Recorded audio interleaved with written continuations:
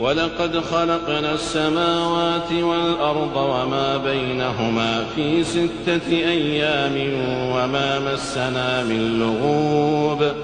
فاصبر على ما يقولون وسبح بحمد ربك قبل طلوع الشمس وقبل الغروب